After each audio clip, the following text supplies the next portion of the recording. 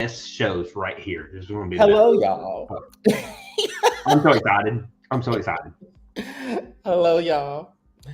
It is time to breathe again on the latest BOFA Sports Webcast, streaming live on YouTube, Facebook, and Twitch. I am Charles Taylor. You see Patrick Brackett with me, and we have a lot to get to. So jump right in it. Now, Patrick, we will talk about Vandy's win over Bama. Oh, dude, if you're fixing to ask me what did I see this week, that's the first thing that's coming up. Well, right now, it's going to be the first thing that comes up. Well, but before we get there, though, Patrick, what else? Because that's the first thing I seen too.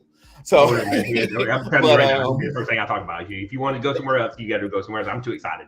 Well, Patrick, we'll get there. Let's talk about some of the other things that we've seen over the past week too, because we're gonna spend some time on Vandy and Bama, of course. But is there anything else that sticks out besides that? Don't tell me there ain't. Come on, dude. Are you serious? Nothing else. That's just what I want to talk about right now. Okay. We'll get there, Patrick. Give me 5 minutes on the rest of the stuff, please. 5 minutes, and you're counting. How about Arkansas beating Tennessee, dude? That was. Look, a lot of people are telling me Tennessee through right at the end. Tennessee through. Look. I agree with that. I agree. Let him get in. Give Nico the opportunity to run his offense and get down and score. I agreed with it. Everybody was telling me, and you also hear it all over everywhere else. They're like, Tennessee threw. I can't believe he just let him in the end zone. I was like, dude, that's the best call. They're at the 3, dude. Just let them get in, get the ball in Nico's hands, run it down the field. And obviously it didn't work out for Tennessee. It was a bad loss. And I will say, looking at all of the rankings, I know, like I said, I know you said we're going to talk about Alabama, but I do got to bring this up, man. First and foremost, if Michigan is going to fall the way they're going to fall, and Missouri's going to fall the way they're going to fall, and you don't hit Alabama and Tennessee with the same respect, I got no respect for this AP poll right now. Because Tennessee, that was a bad loss. They're playing in Fayetteville. I get it. But you can't lose that game. You can't lose that game. You got to have that one. And the AP poll is it's irrelevant at this point. Yes, I get it is used for the first few weeks of the season, but come the late October, early November, it's going to the college football playoff rankings anyway, and then we will have to hear about the AP poll. From the context of what you said, yes, I do agree with that. You can't hit Missouri and hit Michigan up the way you did when they lost to seemingly better teams. Seemingly better. Mm-hmm. Just depending on how you feel about A&M was ranked when they beat Missouri. So Missouri drops. Missouri dropped 12. Not 12, 13 spots, whatever it was, they failed. Yeah. They don't fall out. They don't fall. And if they do, then you hit Alabama for 15 spots. And you hit Tennessee for 14. Simple as that. If you're going to do it against Michigan and you're going to do it against Missouri, you hit up Alabama and Tennessee too. Yeah. And that's the worst loss with Alabama. Yeah. We'll get there. 2.5 minutes, Patrick. Give me 2.5 minutes. Please. Roll. So, all right. So Patrick is a little salty just simply because I am not salty. I am happy as hell. So he was a little bit salty going into this week for the obvious reasons of Georgia losing to Bama, but at the same time, there's a lot of Bama fans that were chirping at him. Yeah. So when Vanderbilt was, we'll talk about it later. Let's go to the next game. No. You were such in a hurry to go ahead and talk about it. Now we can dive into it a little bit. You can dive into it now. Okay. Since you were such in a hurry. But before we get there, is there anything else? So now you're going to do that to me? Yep. Okay. You got a minute Obviously, and we a talked half. about the Texas A&M and Missouri game. I mean, Texas A&M came out firing on all cylinders on both sides of the ball. So you got to give a lot of credit to A&M and how they handled that situation. A fantastic game out in California with Miami in California. That was a phenomenal game. I will say this. Got a minute and 15 seconds. We're already into the games now, so I'm not too worried about it. We'll get to it. I'm good. Oh, okay. So Miami and California, man. I will say this. It's starting to seem like they're starting to favor Miami a little bit. How do you not hit that targeting call? Everybody hits targeting calls, and you missed that one. That was right in front of the ref. And then the dance party in the end zone on the pass play. I mean, like, how do you not hit the two linemen down for downfield? An eligible receiver? Have you ever heard of that one, refs? Come on, dude. I mean, it was a dance party in the freaking end zone with all the linemen. How do you miss those two plays? I know we're the type of people that we're not going to blame it on the refs, but come on, dude, you gotta have those two calls. Those are blatantly calls. California led that game 35-10. It should not have been there. It should not have gotten there. California needs to finish their business. Put that game away. I agree 100%, but you cannot miss those calls as refs. That's what you get paid to do, and you missed them. I mean, that's a targeting call. You gotta call that. That's right there is player safety first and foremost. You gotta make the calls. Yes, you gotta make the call. Yeah, but it shouldn't have got there. But there. It should have never got there. And I agree with you. It should have never got to that point. But here's the thing about college football. It did. And you gotta make those calls. See, that sounds like a hindsight's 2020. It got there. Well, look, it's in college football. It happens all the time. No need is safe in college football, and you know that. So that's not a hindsight as 2020. The fact is he should have made the call. The refs got to make the call. And if they're not making the call, then what are they out there doing? Hindsight. I agree with you. California should have never let it got there. They should have handled business. They should have closed that game out. So that's where some blame should go. Cool. If you want to absolutely, but I'm saying is like 50%. If you want to point out the calls, then that's fine. Like, I'm not sitting here and disagreeing with you on the calls, but if California is going to wake up and see what had happened, man, you gotta wake up and they have some of the blame. They have to blame their defense for not stopping the offense. 100%. Totally agree with you. You gotta make calls.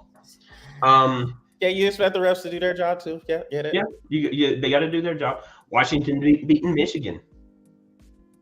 That was,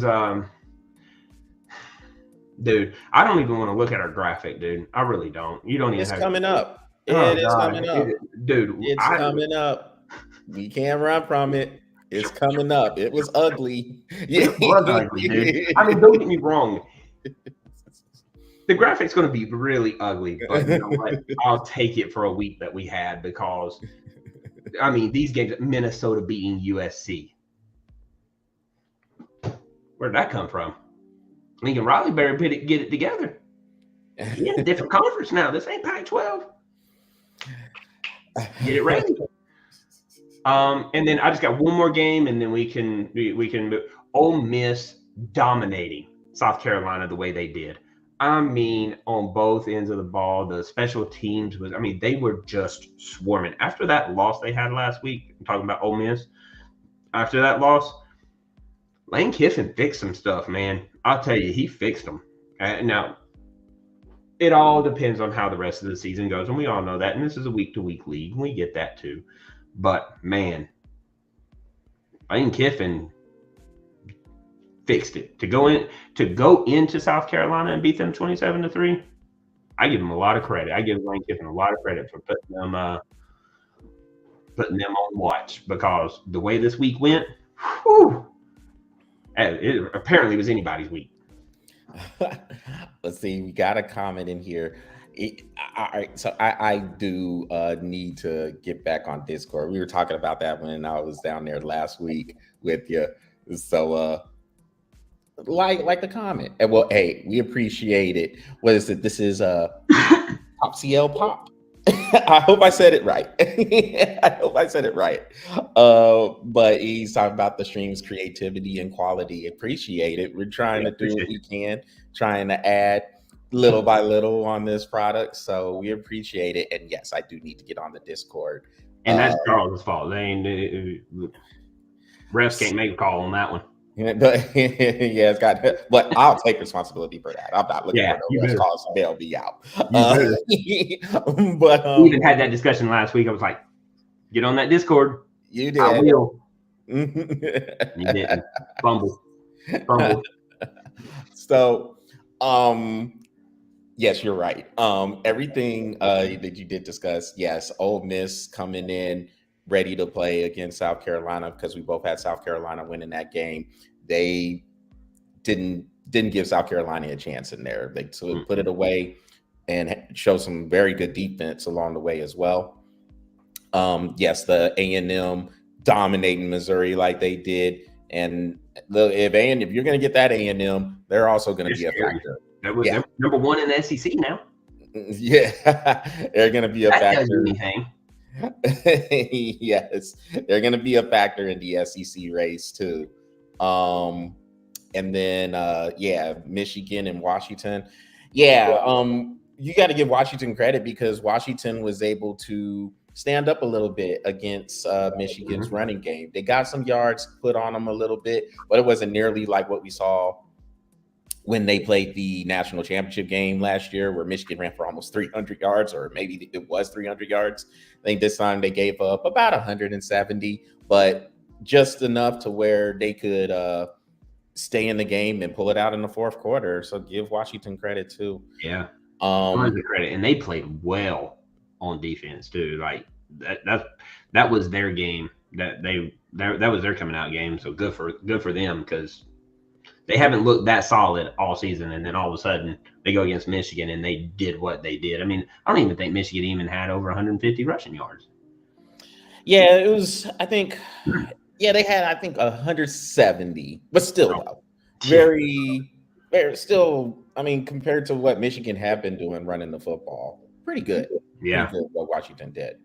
Well, all right, let's get to it, Patrick. Let's get to it. Vanderbilt win over Alabama, 40-35. Word of the day. You ready? Yes. Vandalize. Maybe next time. Here, and I'm gonna put a little slang to it. Alabama got vandalized. Yeah, that's what I've been waiting on, dude. Right there. Vandalized. Word of the day. Vandalized. Maybe I should put that in there with the quote of the week. Yeah. But Alabama got vandalized. Quote. Patrick. Dude, I have not been able to do anything but laugh about this game, because all those people that chirped in my phone and chirped in my ear, Roll Tide. I had to answer every one of those text messages. I had to face every one of those people. Where are all those people at now? Can't find them. They're hid under a rock. I'm like, I don't know what to say, man. They nowhere to be found. Nowhere to be found. So we put it on this platform, and now they have to watch it every day. I cannot help but to laugh. But I will tell you this. On the game, Alabama has been beat for 6 quarters. I don't know what happened in those last 2 quarters for Alabama. Georgia figures something out. I don't think Alabama wants to see Georgia again. I will tell you that right now. Georgia figured something out. And it's something that we've been talking about for, the past several weeks is, can we trust that Alabama defense? No, we can't. Because Vandy threw up 40 on that team. And, but here's the thing. Enough about that. Let's talk about Vandy and what they did. Kudos to Vanderbilt, a team that had probably 3,000 fans, not counting the band, and the rest was crimson red watching their team. And let's be honest with you, this is practically a home game for Alabama because they wasn't nothing but crimson and white all in that stadium. And then Vandy dropped the hammer and smacked them around like the children they were. Yes, we lost to them, but you know what? We didn't lose to Vandy. ISP. Vandy, look, I'll say this, man. This is a different Vanderbilt team from the You might be scared to play in Vandy now. Look, we gotta go there. In a few after weeks. Georgia. Yeah, so We're putting Texas on alert. Yeah, so we'll see how we got. I mean, we got these games coming up, which we'll jump to in a little bit. But I think with Vanderbilt, man, this is different. I think the days of them being the doormat, I think those days are starting to come to an end. And look, ultimately, they may still be on the bottom tier of the SEC, but you're going to have to earn these wins. That team that we seen on Saturday, that was a team that was challenging Alabama. They were jamming the receivers up at the line. They were hitting the receivers. They were bringing pressure at Jalen Milroe, hitting him and making them fumble like they did in the fourth quarter when Alabama looked like they had a drive together to take the lead. The offense, they came in, had a clear game plan. The quarterback, Diego Pavia, was doing his thing. He was making all the right reads. He was making dime throws. He was carving up Bama's defense. It was almost like he was in the huddle with them. He knew. Dude, I remember one play where he came up to the line, everybody came up to the line, and he stopped, didn't look at the coaches, didn't look at the sideline. He called an audible on the field. And the next thing you know, they're 33 yards down the field. I was like, whatever they're doing, keep doing it, man. We talked about this 2 weeks ago, one of the two, how I was starting to get impressed with what Vanderbilt's doing down there. I love what they're doing. And then this happened. I was like, wow. I will say this though. I want to talk about one thing. Malik Moore. What a trash. Yeah, Malachi Moore. That's what it is. How trashy is that, dude? I mean, like to walk up to kick the football and then throw his own flag. I was like, dude, you know what? I'll tell you this. Kalen DeBoer learned, he should have learned about 4 lessons from this game.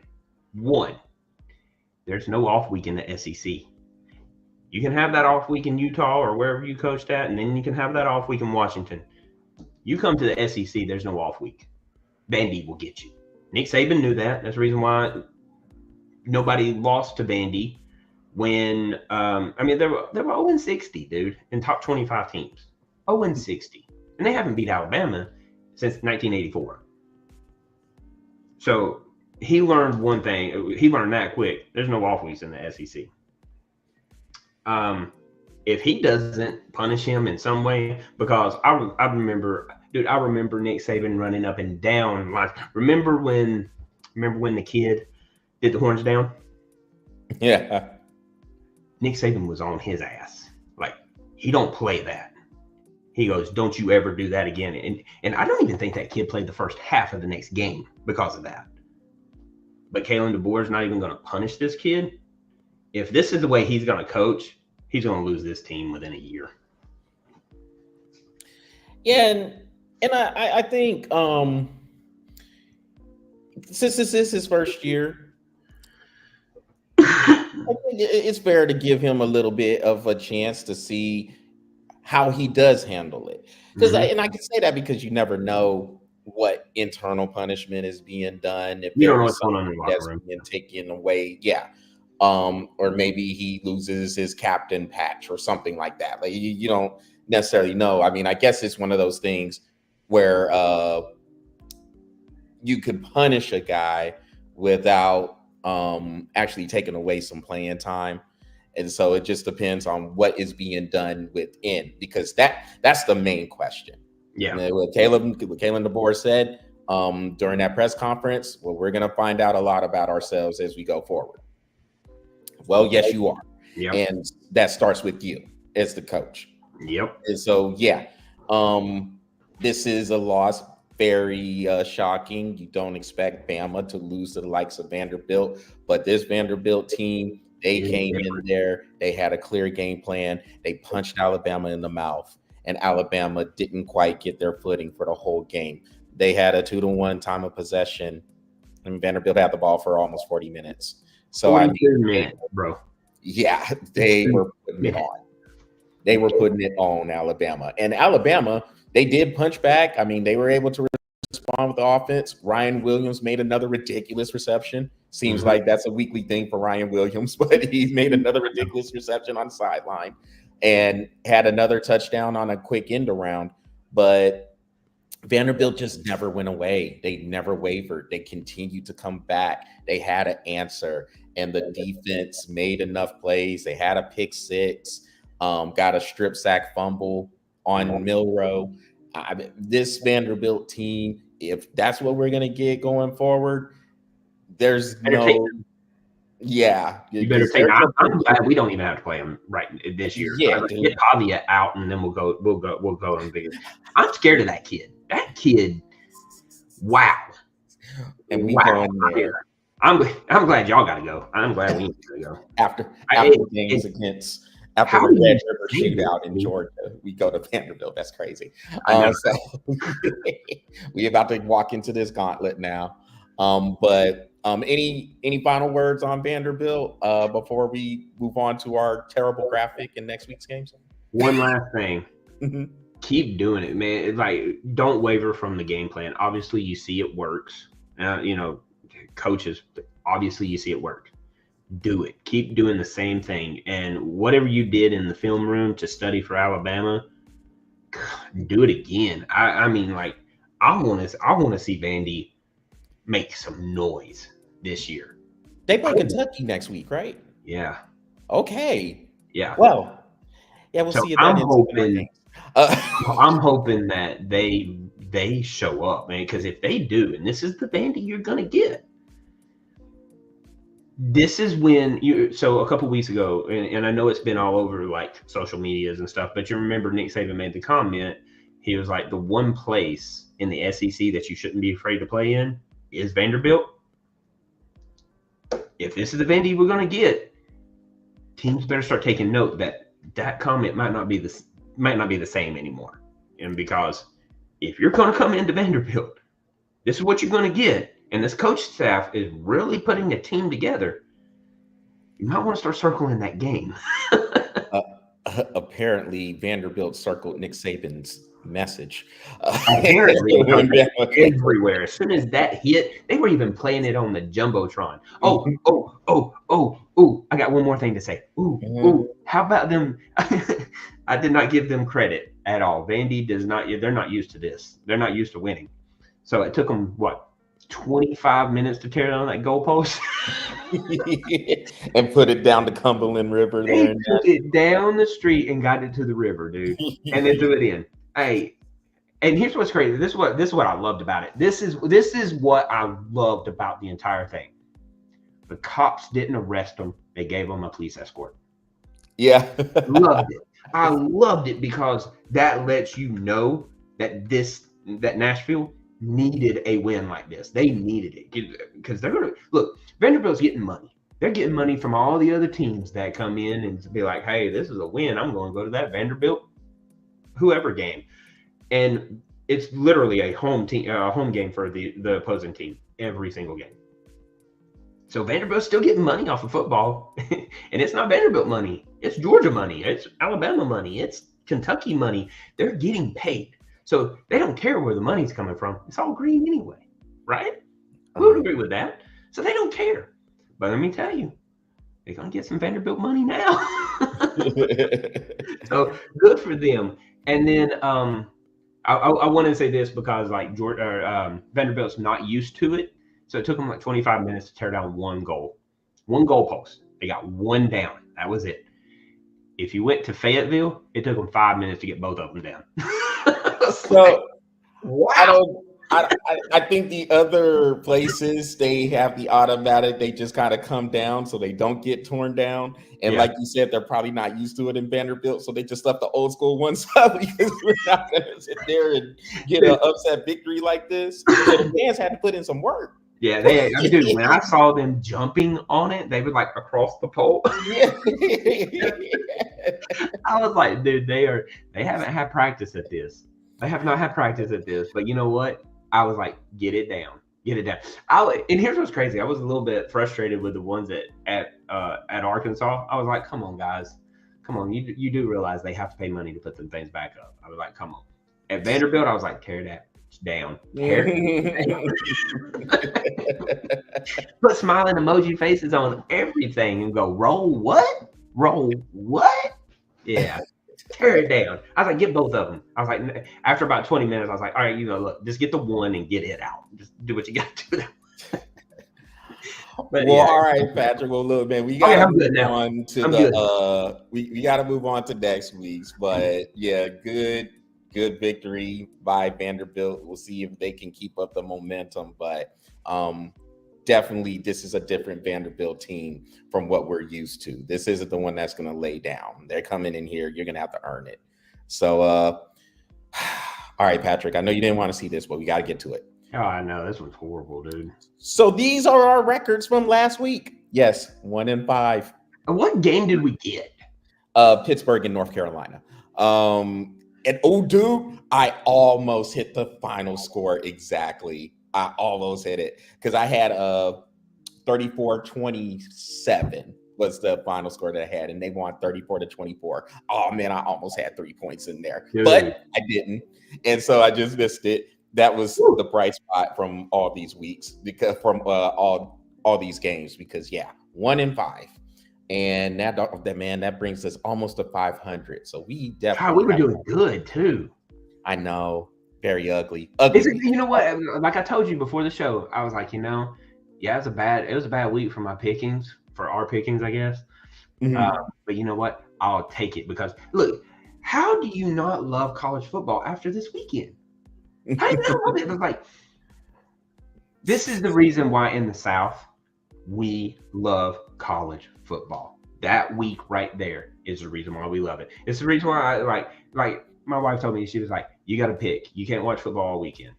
College or NFL? I was like, that's a no-brainer. College. All day long.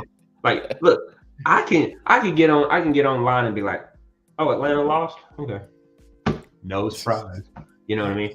Now here lately I've been going,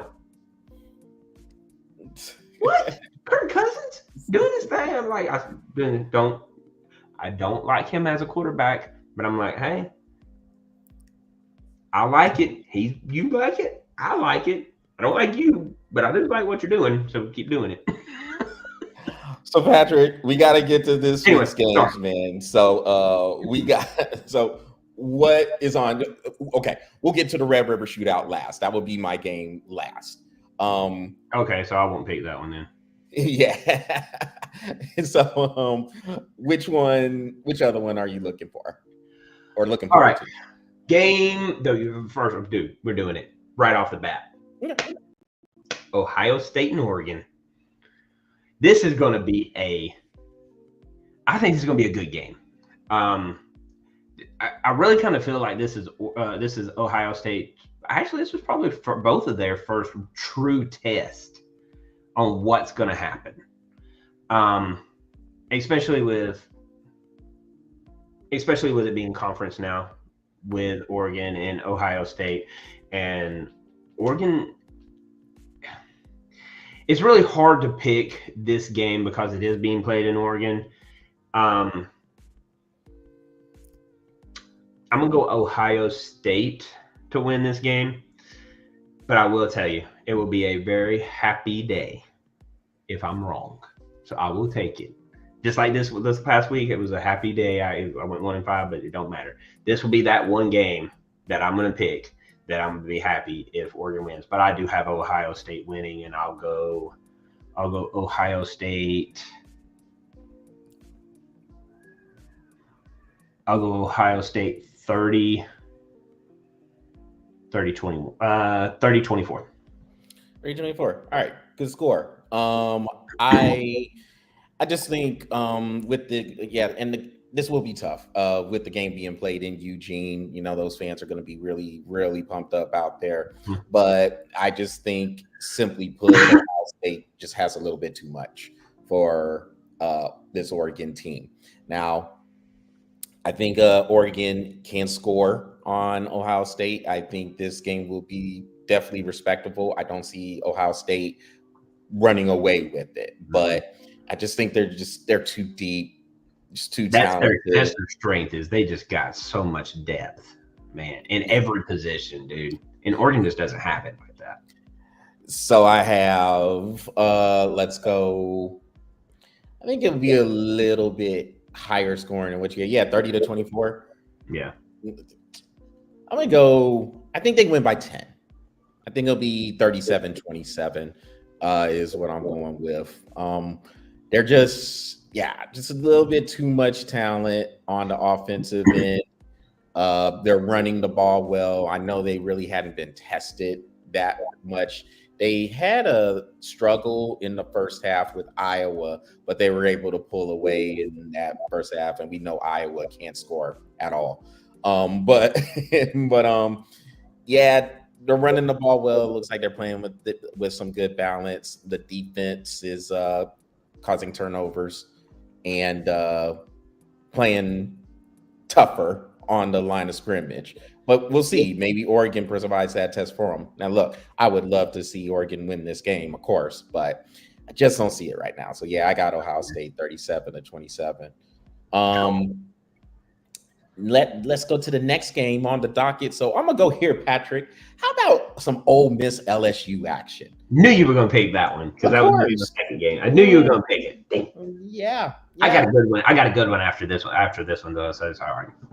All right. So, this game, they're playing this one in Baton Rouge, and these two teams, when they get together, it's normally pretty exciting. It's a shootout. It goes down to the final plays pretty much every single time. These two teams are evenly matched. They have some good offenses. The defenses, hot and cold, depending on the week. But I like it for LSU, the fact that they are playing in Baton Rouge on a Saturday. And I think that gives them the edge. Very slight, though. I'm going LSU 35-32. Whew, that is a good score. That is such a good score.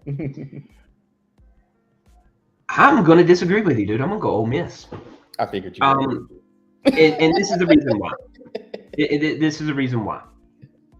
If Lane Kiffin is going to pull out all the stops, this is where he's going to do it. Playing a late night game in Baton Rouge. I mean, it would not surprise me one bit if this man goes 4 for 6 on fourth down. Dude, like seriously, like if he's going to pull out the stops, this is where Lane Kiffin does it right here. And be honest with you, I think the man is an offensive mastermind. I really do. The way he has coached himself back into the positions that he is. I mean, I know there's a lot of people that don't like him. I don't like what he did to Tennessee those many, many years ago. But here's the thing. The SEC let him back in. He went through the Nick Saban rehabilitation program. So he knows a lot of stuff, and he brings a lot to the table. So if Ole Miss is going to do it, this is the game to do it. So I got Ole Miss, and then you said LSU 35-32. I'm gonna go Ole Miss 35-32. Because when I told you that was a great score, dude, That's what I wanted to do, 35-32. Ole Miss, if they're firing on all cylinders on offense, it's going to be it could get out of hand for LSU very quickly if Ole Miss comes out firing like that. But I don't see it happening. I think LSU will defensively make their stands. 32-32 with 6 seconds left on the clock. Ole Miss drains a field goal from 55 yards out. Hey, if I predict this happening and he hits a 50, you got to give me 10 points. No. I literally told you the ending a week prior to the game. Come on. No. Okay. It could happen, don't you? So do I get some bonus points if LSU's kicker comes out and hits some sort of a field goal like that? You ain't predicting anything. I'm predicting the whole thing. You just added the field goal. I said he hit a 55-yard field goal with 6 seconds left. I'm saying if it is exactly like that and they win 35-32 and he kicks a 55-yard field goal with 6 seconds left on the clock, will I get 10 points? Nope. You know it can happen. See, all right. Ole Miss 35-32. No, I like bonus points.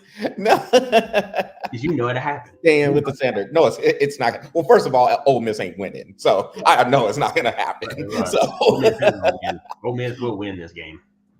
What's your next game, Patrick? Kansas State and Colorado. Okay. I like this game because I really think that we're going to find out what Colorado is really about. They're talking like they are. I mean, you know how it is surrounding prime time Deion Sanders. Don't get me wrong, I like the dude. Sometimes I like Deion, sometimes I like prime time. It just depends on what mood I'm in and which alter ego shows up. But we're gonna find out what Shedeur Sanders is. I think this is where that defense comes in. I'm gonna go K-State. I kind of think it's going to be a shootout. I really do. I'm going to go 41-37 K-State. 41-37. Okay. I like that score. Yeah, and I'm with you with everything you said about what is Colorado working with now. Of course, we heard about the hype. We always hear the hype when it comes to Colorado. So here they have Kansas State coming in. It's late Saturday night coming into Boulder. So it's gonna be a lot riding on this game to see how everything turns out. It's big for the Big 12 standings because that conference is up for grabs. Yeah, and K-State can't take another loss because they already lost in conference once. So, and Colorado is 2-0 in conference. So, yeah, I got the loss to Nebraska. Of course, K-State lost to BYU. So actually, Colorado's undefeated in conference right now. Yeah, they're 2-0 in conference. Yeah, so Kansas State looking like they got everything together from that BYU loss. I just think right now, even with the hype that follows Colorado, I'm with you. I think Kansas State just has the better team, the more well-rounded team. I'll go, because Colorado's defense is pretty bad too. 36-30 is the score that I will have for Kansas State winning in Colorado. Okay. Oh yeah, I guess it's my turn. Okay, let's go here, Patrick. Penn State and USC.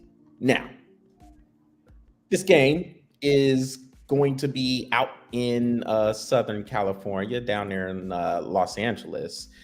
We know Penn State is a little leaky, and we're still waiting for their traditional collapse of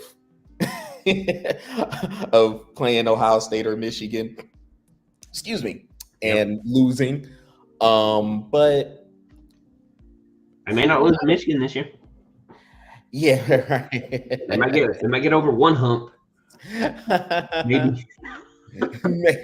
We'll see. So, man, this game, I know looking at the rankings and how everything is broken down, it doesn't seem like that would be that difficult of a game. But man, you know what? Penn State just gonna have to show me something. They're gonna have to go out there to the West Coast, see if they can pull out this win. I'm gonna go USC, man. I'm going USC to win this game. I think it'll be close. 27-24 is what I'm looking at for a final score. Definitely would not surprise me if Penn State was able to go out there. As a matter of fact, they should be able to go out there and win that game. But I think USC being upset after losing to Minnesota, I think they're gonna come out and be a little bit more enthused about this one. So yeah, I got them winning, beating Penn State, upsetting Penn State, 27-24. And it could happen too. With all the games that happened last week, every one of those non-ranked teams or teams that got beat, they're like, F it. Let's win. Let's do it. Hey, if Vandy can beat Alabama, we can beat anybody. I mean, seriously, that's the way. Yeah, I'm going to refer to that game for the rest of the year. We beat Georgia. I don't care. I didn't beat Vandy. Vandy haven't beat y'all in 40 years, and here we are. Yeah, this game is actually kind of a scary game. Penn State being 5-0. We shouldn't be scared of anything after the week we had. No, I'm not scared of it. I'm not scared of it. That game is a scary game to pick because you just don't know which one to go with, because USC could pull that game off. They have the talent. They don't have the coaching. And that is the reason why I'm going to go Penn State, because I don't think they have the coaching to deal with it. After losing to Minnesota, Lincoln Riley is probably like scratching his head and his ass at the same time. Don't know which one is like. He looks stupid. Lincoln Riley looks stupid all the time. But I'm gonna tell you, like, I like your score. But I think Penn State comes in. They're ready. They're ready to handle business. They're gonna fire on all cylinders, especially on the offense. They don't really have a defense to, fire on. But I do feel that Penn State defense is very leaky, and I do feel that USC score. I just don't feel that they'll score enough. So I'm going to go Penn State. I'm going to go Penn State 35-30. Gotcha. And yeah, I think another thing with that game, like USC can be they can hang with Penn State. I mean, I guess that's part of my thought process as well. It's just, yeah, I just don't trust Penn State. So we'll see. I don't trust USC. I trust USC for this week. Just for this week. Well, I mean, it is a conference game now, so Penn State, and I get it. Penn State is always until Penn State beats Michigan and Ohio State in the same season, it's hard to go with Penn State. And I get it. I get it. I know what you're talking about. It's like picking Georgia over Alabama. It's going to be hard moving forward. It's going to be very hard to pick Georgia over Alabama because Alabama's in everybody's head, minus Vandy. That's all I'm saying. But I think Penn State can handle it this week and put some of those demons to rest and focus. You got to get focused on that Michigan and Ohio State teams, but I do feel like they're able to focus into right now on what game is in front of them. They've been doing it for the past 4 weeks, so I don't see why they wouldn't do it again. What's your last game, Patrick? This one is a very interesting game for me. California and Pittsburgh. Okay. I like this game. I really do. This is going to be an interesting game because there was a lot of talk about how Miami had to travel 3,500 miles and get from Miami to Bear Nation. Well, now Bear Nation has to go to Pittsburgh, and that's probably just a little bit further than 3,500 miles. Just saying. Can California make that trip and win? And on top of that, What time is that game? That's an early game, so it's at 2:30. So it's practically what 11 o'clock their time. So is California going to be ready? I think California takes their second loss with this one. I'm gonna go Pittsburgh. I think Pittsburgh handles them. I mean, personally, I think Pittsburgh handles. I mean, I think that there's going to be a huge hangover after that Miami game. I think they're going to be like, oh, I'm pissed off with everything that happened in that Miami game. I don't know what to do or blah blah blah. I think Pittsburgh comes in, handles business, or they have California come in, they handle business. I think Pittsburgh wins by 10. I'm gonna go 30-20. Yeah, I think California was pretty well jacked up. I mean, for last week's game, College Game Day was out there on their campus in Berkeley, and like we discussed earlier, they had Miami down 35-10. You have to finish that game. That's got to be a win. Yeah, Miami came all the way back, won that game 39-38. I think that is just at 1:30 in the morning. I had to stay up all night to watch that dang game. So it was really, that's a deflating loss. And now you got to pick on up and go out to the East Coast. I think Pittsburgh wins too, and I think they might win by more than 10. I think they'll win by, I'm going to say 2 touchdowns. I just think that's just such a downer for California to deal with. I'll go 37-23. Okay. And finally, the game of the week. Yes, man, we're at the Red River Shootout here. Of course, as y'all know, as a Texas fan, I will always call it the Red River Shootout. But I know it's called the Red River Rivalry.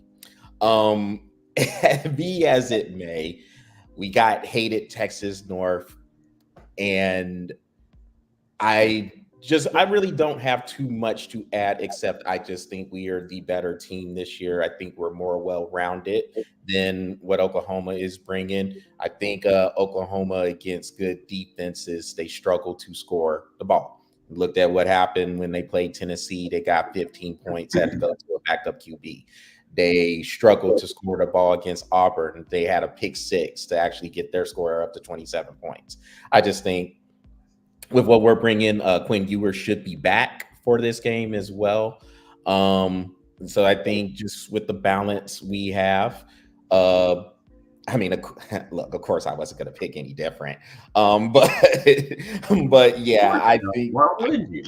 I think, yeah, exactly, man. And I just think we're just the better team this year. Now, look, Oklahoma, I get it. They're going to come out. They're going to be enthused. They're going to bring the passion. I mean, it's the Red River Shootout. Wouldn't expect anything less. I just think as the game wears on, we'll wear them down and we will pull away. I got us winning 30. Let's go 34-20. 34-20. I think we will win by 2 touchdowns. Okay. Is this where College Game Day is going to be at? No, they are actually going to be out. Really? How do you not in that game? Well, the rankings, the way they fall out, that Oregon Ohio State game is now like a top 3, top 4 game. Yeah, that's a 2 and 3. Yeah. Okay. So they're going to be in Eugene. Yeah. Okay. All right. That makes sense. I can handle that. What was your score? 34-20. 34-20. So you got them beating by 14. All right. I agree with everything you said, and I've been high on Texas ever since 2 years ago, before they even entered the SEC, saying that this team is going to be far better than Oklahoma. You're 34. What did you say? 34-20. Okay, so you're 34-20. I think Texas blows them out. My personal opinion, I think they blow them out. Quinn Ewers coming back. This is his first game back. He's. I mean, obviously, we know Quinn Ewers is gonna start, but man, Manning doing what he's been doing, you better come out firing, because there's been talk that the guy that's behind you is better than you. Woo! It's time for Quinn Ewers to show up, and I think he does. I'm going to go 38-14. I think it's an absolute massacre. When you talk about shootout, ain't no shooting out. Texas is going to, and Oklahoma's going to go, I'm scared. And then they're going to run off, and they're only going to throw 14 points up. And they might even get 14 points up in the first quarter. After that, they ain't going to score again. I'm going to go 38-14. All right.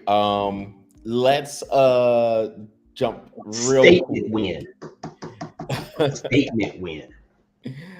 Let's get into this meeting that I guess the powers that be in the SEC and the Big Ten are going to have in Nashville. Perhaps putting together some sort of a super league. So I think real quick, Patrick, just to touch on this, this is the beginning. This is the beginning of the NCAA becoming obsolete. And now here comes some of these meetings. We knew it was a matter of time, but what you're thinking with this meeting? Like, hey, this is the first I'm hearing about it. I haven't heard about this. Yeah, man. So so you go ahead and pull up your notes. And so they're cold. I mean, I just don't know what I'm looking up yet. But yes, they're supposed the powers that be from the SEC and the Big Ten are supposed to meet, I believe, Thursday, in Nashville to talk about expansion. Yeah, like pretty much like a super league. Yep. Mullen made some major changes. Maybe it could be a super league. Maybe it could be something where they bring other teams into it. I don't know. Or maybe it's just to discuss some sort of a partnership, whether that's a ridiculous TV deal or something. I don't really know. But I just think it's a big deal that the two conferences that are seen as rivals are actually getting together to meet about partnerships. And if there's some partnerships going on, I think it's just a matter of time before that morphs into some super league discussions. Oh yeah, that means SEC is leaving. They won't be under NCAA. I'll read up some more on this, and then I'll read up some more on this. I'll give my thoughts in a shorty. Because like I said, this is the first time I'm hearing about it, and I'll tell you, I don't have any idea what's going on. But if this is the deal, and they're meeting, what, tomorrow you said? Thursday. So if they're meeting Thursday on a possible expansion, or I guess during the week. They said this week. So okay. So you're looking at amateur NFL league at that point. Then wow. Okay. Then you have dude, the ACC and Big 12 is gonna. Did you say is it Big 12 or Big 10? Big 10, SEC okay. And Big 10. Okay, so I'll guarantee you the Big 10 pitched that to them. It was like, what do you think about this? And SEC is like, let's talk. Because we all know where all the money is in football when it comes to like college football. It's all in the SEC. There's a lot of money in the SEC because we go to every game. So if they're talking about possible expansion into that, dude, it won't take long for the ACC to be like, I want a piece of that. So now you got 4 leagues, and then you got to win the SEC. You got to win the Big 10. You got to win Big 12, and then you got to win the ACC. And you go through a gauntlet, just like SEC football, ACC football, 12 games, no non-conference teams. This is all you get. The winner of each one of them will represent in a 4-team shootout. Woo-wee. Okay. Yeah, let me do some reading on that, and I'll tell you what I think about it in a shorty. But man, wow. Yeah, and when you think about it, I think it was just a matter of time before they started to meet, before they started to have these discussions, especially with the age of NIL and how the transfer portal has evolved. the NCAA, we've been saying it, the NCAA was gonna start becoming obsolete. I think this is the beginning of this happening. It rivals what you heard about the all those leagues or all those teams, those soccer teams over in Europe, when they were talking about putting together a super league, which is particularly between the teams that are in their the Champions League, those teams in Spain, Real Madrid, Barcelona, Man City, Man United in England, and some of those teams over there. That's what this has the appearance of with these college conferences. And I just think I instead of it just being the beginning, Patrick, I just think it's a matter of time. Oh yeah, like it's just too much that's happening where these leagues are just gonna say, man, you know what? These NCAA rules, they ain't patrolling nothing anyway. So we might as well just go ahead and just figure out our own path here. Yep. And I just tend to think a lot of the conferences, even if you're talking about the smaller conferences, I just tend to think they're just gonna say to themselves, we're just gonna have to forge our own path anyway. It is just a dog-eat-dog world that is happening right now. And well, that's been the world for the longest time, but it's definitely like that in college sports. I'll tell you, if they do that, then it's only a matter of time before the ACC joins and the Big 12 joins. And then the next thing you know, these independents they're not going to have a shot at any money unless they join one of those four conferences. So I think the independents go away and it's all these four conferences, or the independents start a fifth conference and maybe grab those two little nuggets over there in Pac-12 land and pull them over and start another conference, which would make sense, you know. I mean, I kind of feel like if they're going to go in that direction, then they need to do a conference alignment, because, man, to send teams Miami over to California or California over to Pittsburgh, that doesn't make sense. That's too much.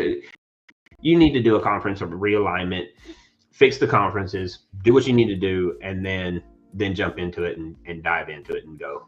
And that's probably the reason why the Big Ten and the SEC are doing it, because the others are so spread out that it doesn't make sense to have the ACC in until they do a conference realignment. And you know the SEC ain't going to, they're going to be like, whoa, nobody's going to leave my conference. These 16 teams are going to stay here, and that is part of the deal, or we'll stay with the ACC. And the SEC is good, so they don't have to worry about it. They're killing it. So I think they're fine. Well, shoot. Well, since you said you got to read up on it a little bit more, I just figured I would just bring it on up. You knew these were on you knew this was on the show, Patrick. You didn't do your notes. But you never do notes. But always a wing by me, you know that. But let's talk about the NFL for a little bit before we hop on out.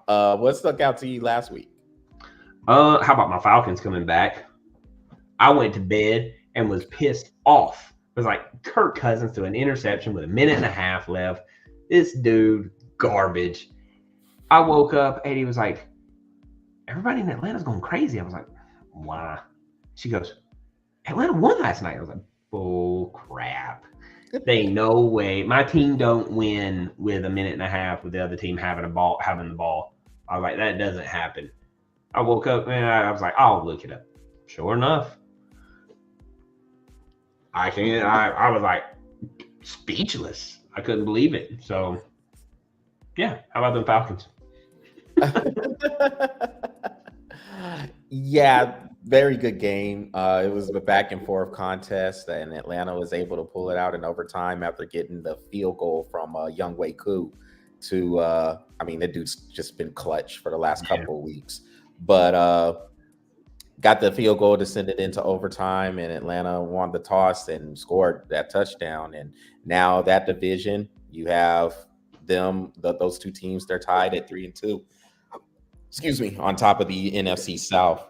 I'm here in DC, and It is Commanders crazy right now. That would be Jaden the other game I Daniels talked about because Deshaun yeah, Watson walking off on the Browns.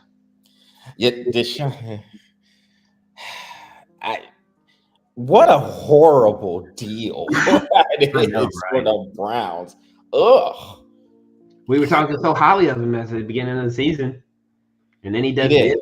I was like, damn, it's like Marcus Mariota all over again. Yeah. Ugh. Oh, oh gosh. That is if they decided they were going to move on from that deal, Patrick, that is something like $175 million cap hit that they would take. That Eat it and is, roll. Eat it and yeah. roll. I think, yeah. I think at this point, you know what? Because the money was going to be guaranteed anyway. So And move on. yeah, like you said, cash them out, get out of there because it looks awful. But the Commanders, man, Jaden Daniels is looking like the real deal. Now they're gonna play Baltimore next week. That's gonna be a good, interesting game. Playing up there in Baltimore, and so you see got that quarterback matchup with Jaden Daniels and Lamar Jackson. Speaking of Lamar Jackson, you see that game against them and the Bengals, back and forth contest there. They ended up the Ravens were able to pull that out in overtime as well. Yep. And how about them Cowboys coming back? You gotta give credit where credit's due on them, right? I mean, of course, yes. Dallas. Amazing. I thought that was amazing for the Cowboys. They needed that win. Well, it's a toughness win, and you always wonder with the Cowboys if things get tough, just how much are they going to lose by? Because they just when they get down by 10, 14 points, it's probably going to turn into a 20, 30 point loss. Or just play away because they're all 3 wins that come from away games. Yeah, exactly. So just schedule the rest of the season away and win your games. You'll be fine. Don't play at home because you get your butt handed to you at home. So I mean, but that was a good game. I was watching the game where they were able to pull it out at the end in Pittsburgh. Dak threw a 4th down pass for a touchdown, and so yeah, gritty, gutty win. Yeah. By the Cowboys on the road in Pittsburgh. So yeah, I will give them credit for this week, and then I'm gonna say, yeah, you won't catch that for long because we've seen this Cowboys song and dance before. But yeah. Other than that, I mean, I think one more game, and we'll move on from it. Yeah, Giants winning in Seattle. Yeah. That was impressive. Giants played great. They really kind of stunk it up in the first quarter, but then second, and third, and fourth quarter, they played well. Like, I was impressed. They're another team that doesn't need to play at home either. Yeah. They win all their games on the road and lose all their games at home. Yeah. I'll sing my song and dance with the Giants too, you know. So yeah, what are you looking forward to this week? I know I mentioned the Commanders and Ravens, but is there anything else? The Commanders and Ravens, that's going to be a good game. How about I gotta find it. Give me just 1 second. There was a game I was looking at. 49ers and Seahawks. That's going to be a Thursday night game. That is the Thursday night game. That's going to be an interesting game. San Francisco, they got some figuring out to do. I know that's your team, but man, they got some figuring out to do because they don't win on the road, and I mean, me personally, I think they're going to figure something out eventually. But man, they better figure it out this week because this is their chance right here. I think it's gonna be an interesting game. Well, we got to finish. That's our problem. We have turnovers in the red zone. We have these leads, and we can't finish. It happened to us. We had the Rams down in the fourth quarter. They came back and won that game within the 5 minutes. of the last 5 minutes of the fourth quarter. We had Arizona down, couldn't put them away, and then Arizona was able to pull out the game. So, yeah, this is, I guess, if there's a good thing about the Thursday night game, we get to get back out there and see if we can get this win against Seattle, and then get to 3-3, and you have a chance to clean up everything for the rest of the season. I got one more game. I got one more game that I want to mention: Bucks and Saints. That's gonna be a good one too. So the Saints lost Derek Carr for a few weeks. I guess he hurt his oblique in the Monday night game at Kansas City. So it could be Spencer Rattler who's getting the start for the Saints. And I think it's gonna be interesting, dude. Yeah, because Derek Carr he's in. You know, like look, I watched Spencer Rattler play for the past 4 years. Kid's pretty good, dude. Like, I mean, I don't know if he's not on that level with Daniels or anything like that, but he makes amazing things happen. I don't know why, but he just has the ability to do it. Now, he's not going to happen every week, but the kid makes amazing things happen. He's a pretty good quarterback. So, I mean, I think it's going to be very interesting. Yeah, it could be. And the Lions and Cowboys is another interesting game as well, to see the Lions can continue that momentum, and if the Cowboys can continue the momentum from that win we mentioned up in Pittsburgh. One more thing before we start to get on out, Patrick. The New York Jets, what a mess they are. They fired the head coach Robert Saleh, and I don't. This not. We didn't see that coming. Plus, yeah, I mean, London. London has a tendency to fire people after they play there. I was like, stop international play, because everybody gets fired when they come back from London. So, but the Jets are just a mess. Yeah. There does seem to be. Just stop it, because everybody comes back fired. There does seem to be some furniture moving that happens after that game. Which is a weird game. Come on, dude. Everybody plays in the morning. Everybody's like, ugh. Well, hey, but you know the body clock, Patrick. You know how it goes. Shoot, over there, it's 2:30 when the game starts. I know, it's weird. It's a weird time for everybody. I mean, like, that's the one exception that I think everybody should make. Oh well, you know, it is London. Body clock is weird. Just come back over here. You lose again, you're fired then. But that's the Jaguars' second home. Shoot, they're gonna play 2 games over there.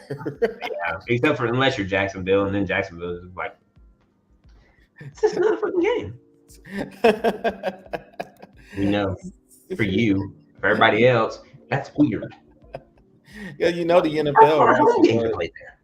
You know the NFL wants to put a team over there anyway, and they just continue to put the Jags out there for 2 of their games. Yeah, the Jets. Look, simply put, it's just time to come to the realization for everybody else. I know this is going to hurt a lot of feelings, what I'm going to say here, but it's just time to come to the realization that Aaron Rodgers just ain't that guy anymore. He isn't. It's okay to admit that. The man he's played for 20 years, dude. At what point? He's done great things for 2 decades.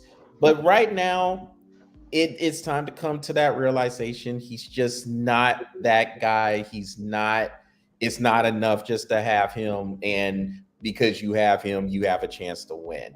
Unless he finds some holy water somewhere, or sprinkle some pixie dust, or find a genie and ask for immortality. He might need to hang the jersey up, dude. It's just not there, man. Just he looks like a guy. He's not seeing the field as well as you would think. There is some pressure that's getting on him pretty quick because the offensive line's not good in New York either. But he's not the coverages. It doesn't seem like he's reading the coverages as well as he once did. And maybe from him coming off of that Achilles injury he had last year, and then maybe he's just not finding that footing.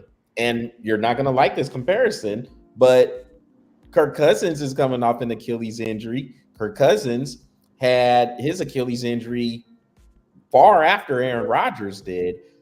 But I'm going to say Kirk Cousins looks better than Aaron Rodgers right now. Like, a lot better. I would agree with that 100%. Yeah. I mean, Kirk Cousins is making some amazing throws this year. I've never seen him make before. You know, and don't get me wrong, I criticize the hell out of this guy. And I'm going to continue to criticize the hell out of him. But here's the thing. He's making unbelievable throws. I mean, threading needles. And I've never seen Kirk Cousins thread needles the way he has been in the past 4 or 5 games. I mean, just absolute pinpoint accuracy. The only wide receiver that's touching that ball is his guy. I'm giving him a lot of credit. And I know I've been bashing this guy. As a quarterback, he seems to be like the coolest person that you'll ever freaking meet. You know what I mean? But as a quarterback, I have been bashing him. But I got to give credit where credit's due, and he is showing up, dude. And with all those weapons, he has no choice. I mean, you got no choice but to be good with all those weapons. So, I mean, I agree with you. Kirk Cousins looks a lot better than Aaron Rodgers. And, you know, I would say this. I'm happy I have Kirk Cousins over Aaron Rodgers. I'll say that for now. I mean, you know, if Kirk Cousins keeps playing the way he's playing, he might be my new favorite guy. But he got to win. He got to win. You see this look I'm giving you, right? He might be my guy, but it's going to take before it happens. You know what? Look, it'll take a Super Bowl before it happens.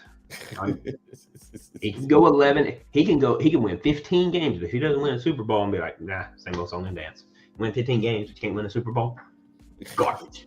You know, he's got to give Atlanta a Super Bowl, and then he will be in my good graces.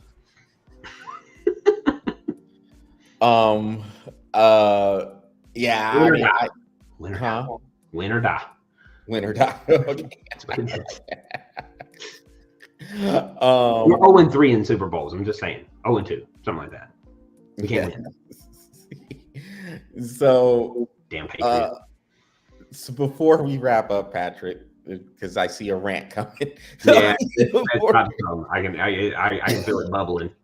So before we get there, what is coming up for Pro Epic? Well, hopefully we're going to get our bucket golf in this weekend. I got a double elimination tournament ready to go. We just got to get some footage. Once we get the footage, then I'll start posting that, and then hopefully we can get our football episode in. We're still waiting on a couple of kids to come back from other parents' houses and vacation. So once they get here, we're going to film the football game, and that'll be ready. So hopefully we get it here in the next couple of weeks. But I would say look for bucket golf first, because that's one we have everybody ready for. All right. And before also we go, so what did you say about the Ole Miss LSU game? So Ole Miss is going to win this 35-32 on a 55-yard field goal with no time left. And you want 10 bonus points? 6 points with 6 seconds. Okay, 6 seconds. But it has to go exactly the way I just said it. If it does, if it's 5 seconds off, then I don't get the points. If it's 6 seconds, 55-yard field goal, and he hits it to win the game in regulation, not in overtime, in regulation, you give me 10 points. Okay. Y'all heard it here first, y'all. Deal. We'll go ahead and we'll hold that up, and we'll see if this happens. If this happens, I'm like, man, dude, we're scrapping the graphic. Like, you done already won here. At that point, I don't care. I won life right there. Yeah, like you won for the year. Because there's no catching up. I'll be up by 12 points at that point. Yeah, because my 2 teams are gonna win. That I picked other than you, plus the 10 points. Yeah, dude, I would sure win. It'd take you months to catch up with me. If there's by then, the season be over. Yeah. So if it happens, dude, like exactly like that, Dude, I'll come over here with a big smile on my face. I'll be like, Vandy beat Alabama 1 week, and then I did that the next week. You better go play the lottery, and I I want. would, dude. That's the first thing I'm going. I would go play the lottery. I'd be like, oh my god, I hit that. Powerball, peak the numbers. I don't care because it ain't gonna matter. I'm gonna win anyway. Well, all right, y'all. That will conclude this edition of the BOFA Sports Webcast. They got the long version this week. Yeah, and I mean, look, man. I mean, with everything that's going on with these leagues, man, it's okay. I mean, we're on the podcast too. We can run a little bit long. It's all good. So that will conclude the BOFA Sports Webcast. That is what we are breathing on for this evening. Y'all make sure y'all visit the BOFA Sports YouTube channel, smash that subscribe button, and follow the BOFA Sports Facebook page. So until next time, everybody enjoy the games. We got Major League Baseball playoffs going on as we speak as well. So enjoy those games. And there's just a lot going on in October. The NHL started tonight as well. Yeah. And the NBA will start in the next week and a half or so. So you're going to have all 4 major North American sports in session at the same time. And that's one of the things that make October great. So lots going on, and you are at the place where you need to be to keep up with it, because we're going to help you do it. So y'all take it easy and have a great rest of the week and enjoy all of the sports. Y'all take care.